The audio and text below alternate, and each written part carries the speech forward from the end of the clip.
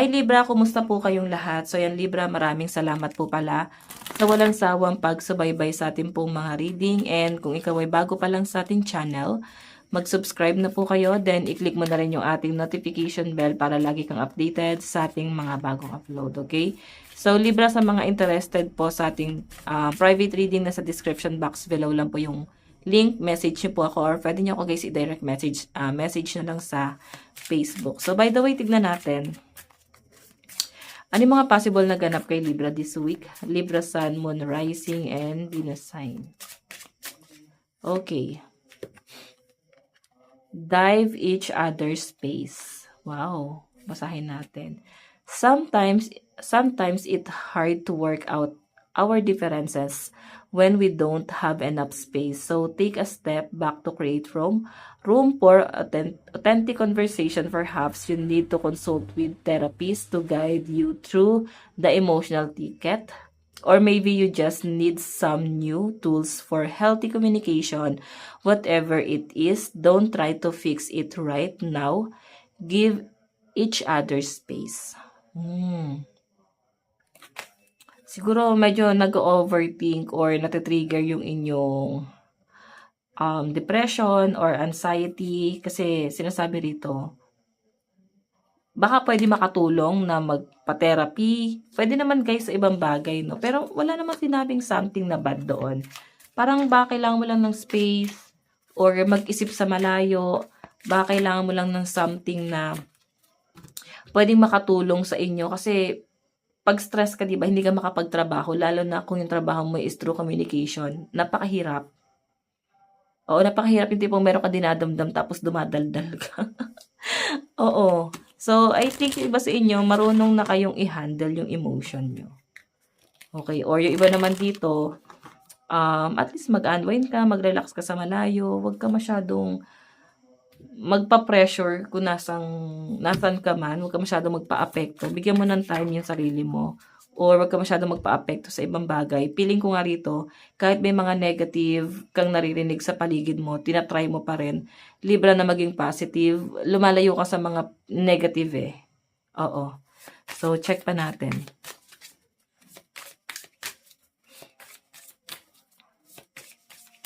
Additional message.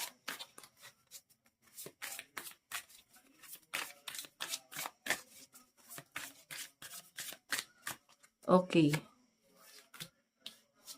Death. Guys, ito ha, ending and new beginning. So, nandun ka sa proseso na paalis ka pa lang doon sa stress. Paalis ka pa lang doon sa problema, Libra. Nakikita kita na someone na ang dami mong wino-worry. Inisip mo pa lang, guys, no? Pero face the reality eh. Ito talaga yung realidad. Ito na talaga yung kailangan mong gawin. Alam mo sa sarili mong mahirap to. Sugal tong gagawin mo. Pero wala ka ng choice. Lalo na at kung patungkol to sa mga responsibilidad, no? And nakikita ko ang dami mong i-consider talaga this week. As in, may paplanuhin ka talaga dito. Check pa natin. Okay.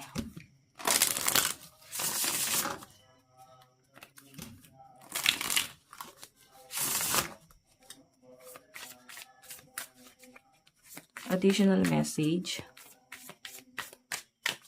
Meron tayong, di ba? 4 of Cups, Ang dami mong pinagsisisihan. Actually, matagal mo nang pinagsisihan to. Ang dami mo naging regret na dapat pala ganito pa lang, tinama ko na. Dapat pala ganito, inayos ko na.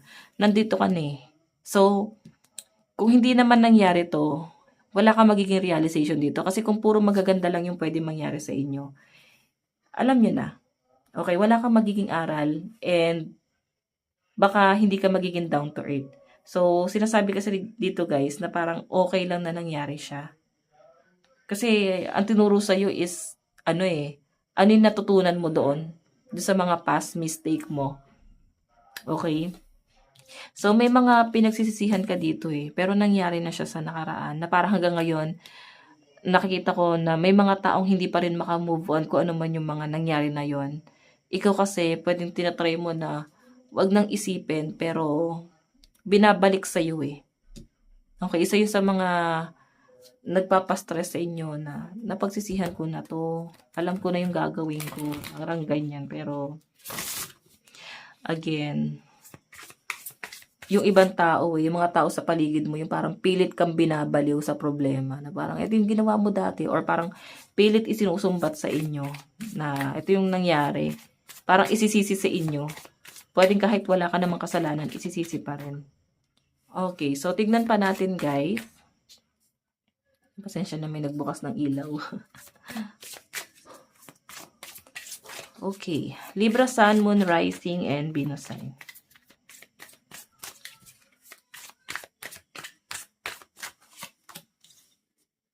Knight of Wands. So, alam nyo guys, ito swerte kayo pagdating sa love life nyo. Kasi todo support, hindi man guys sa financial.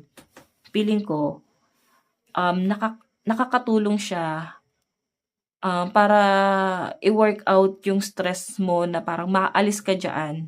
Or kahit pa paano makatulong siya sa inyo sa mental health mo, kung ano man yung pinagdadaanan mo dyan. Ayan o, may ibang taong nakakatulong sa inyo. And yung pinapakita sa akin dito, kailangan mo ng guidance, Libra. And meron kang partner dito na pwedeng tumutulong sa inyo. May partner ka dito na parang kahit papano, siya yung nagdadala ng stress. Sobrang mas affected sa mga nangyayaring problema. Ikaw, wala ka magawa, hindi ka pwedeng magsalita, hindi ka pwedeng gumalaw. So, nakikita ko na parang pinaglalaban ka ng partner mo, pwedeng against sa'yo yung family, or pwedeng meron kang problemang kinakaharap na itong partner mo yung parang kasama mong tumakbo. Ayan o. Kasama mong, parang sabay natin i-overcome tong problema na to. Ayan. So again, check pa natin.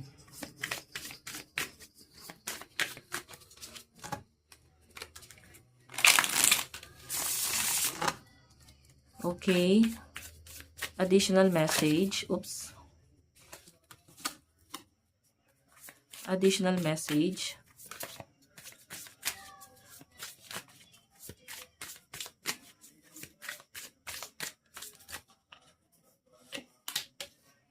Page of Wands.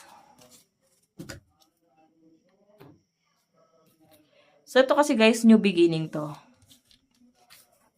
New beginning to nakikita ko. Challenge yung, yung bundok. Challenge to. Pero, nakikita ko guys na once na malagpasan mo tong problema na to, grabe yung blessing na darating sa inyo. Kailangan mo lang siyang malampasan.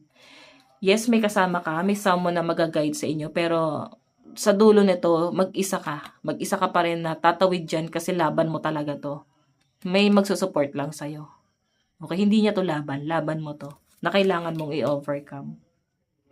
Okay, so again, check natin yung inyong advice. Advice para kay Libra. Meron tayong, it's time to release negativity. Ayan. This week guys, ito na yung time para i-release mo lahat ng worry mo, lahat ng negative na na-absorb mo. I-release mo yan. Okay. So again guys, ito lang pong inyong reading this week. Maraming salamat. God bless and love you all. Bye-bye.